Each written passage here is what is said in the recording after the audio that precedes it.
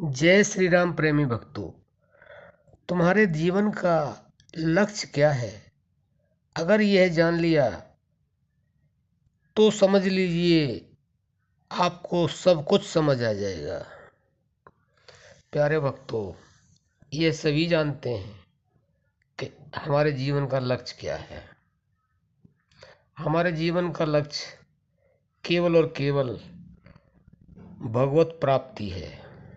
चाहे वो किसी भी धर्म का हो, किसी भी जाति संप्रदाय का हो, लेकिन हर किसी का लक्ष्य है मनुष्य शरीर में आने के बाद में कि वह उस परमात्मा को प्राप्त करे, उस शक्ति से मिले जो अनंत कोट ब्रह्मांड सृष्टि विश्व बना करके और वह सब जगह व्याप्त है।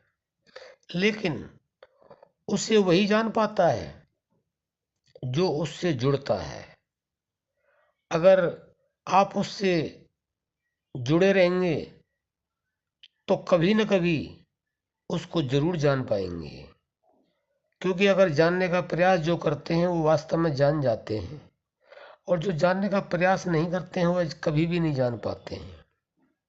क्योंकि इसके लिए ये भी कहा है कि बड़े भाग्य मानुष तन पावा, सुर दुर्लभ सद ग्रंथन गावा, साधन धाम मोक्ष कर द्वारा, पाए न जेह पर लोक संवारा। तुलसीदास जी कह रहे हैं कि यह मनुष्य शरीर बड़े भाग्य से मिला है, और इस मनुष्य शरीर के लिए देवता लोग उस परम शक्ति से याचना करते हैं, क्योंकि उनको देवलोक तो प्राप्त हो गया पुण्य के कारण, लेकिन जब पुण्य खत्म होगा तो उनको फिर मृत्यु लोक में आना पड़ेगा।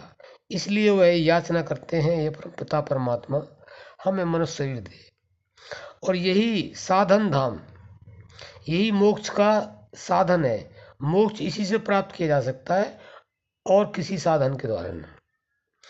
अगर यह शरीर पाने के बाद में अगर अपने आप को नहीं जाना तो समझ लो आपका जीवन व्यर्थ चला गया। तो जीवन का जो लक्ष्य है वास्तव में ही उस शक्ति को पाना है, उस शक्ति से जुड़ना है, उस शक्ति को जानना है। अगर आपने यह जान लिया तो समझ लो सब कुछ समझ लिया। अगर आप इस चीज को समझ लेते हैं कि वो परमात्मा क्या है, वो ईश्वर क्या है, अल्लाह क्या है, गॉड क्या है, वो कहाँ रहता है, वो क्या करता है, कैसे करता है, अगर आपने यह जान लिया तो समझ लो सब समझ में आ गया। अगर आपने ये नहीं जाना तो आपकी समझ में कुछ नहीं आएगा। अभी तो आप यह भी नहीं समझ पा रहे हैं कि अच्छा क्या है, बुरा क्या है। अच्छे को बुरा कह देते हैं, बुरे को अच्छा कह देते हैं। और जब समझ आ जाती है और जब जान जाते हैं तो फिर बुरा तो कुछ है ही नहीं, सब कुछ अच्छा ही अच्छा है। बुरा जो ढूंढन में चला, मुझसे बुरा न कोई, जब खोजा दिल अपना तो मुझसे बुरा न कोई।